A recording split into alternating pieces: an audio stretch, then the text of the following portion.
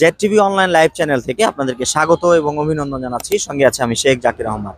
13 তারিখে আওয়ামী লীগ, নিষিদ্ধ আওয়ামী লীগের ডাকা যে লকডাউন, সেটাকে প্রতিহত করার জন্য নারায়ণগঞ্জ জেলার বিএনপির সমর্থকরা যারা রয়েছে তারা কিন্তু কঠোর ভাবে আন্দোলন, ওই লকডাউনকে ঠেকানোর জন্য, তারা প্রতিহত করার জন্য সার্বক্ষণিক কিন্তু তারা মাঠে রয়েছে, যেটা আমরা এই ভিডিওতে আমরা কিন্তু দেখতে পারবো। আপনারা ভিডিওটি দেখুন, তাহলে বুঝতে পারবেন। এবং তারা সার্বক্ষণিক হাজার হাজার মোটরসাইকেল, গাড়ি বহর করে তারা অত্র নারায়ণগঞ্জ শহরের বিভিন্ন জায়গায় কিন্তু তারা টহল দিয়ে বেড়াচ্ছে। যেখানে আওয়ামী লীগ দোসরদেরকে দেখতে পাবে সেখানে তারা প্রতিহত করবে বলে তারা বলছে।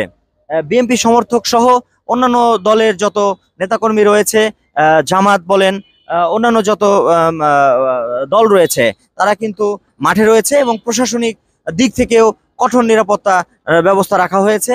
এখানে কোনো ধরনের কোনো অরাজকতা, কোনো ধরনের কোনো বিশৃঙ্খলা যাতে না হয়।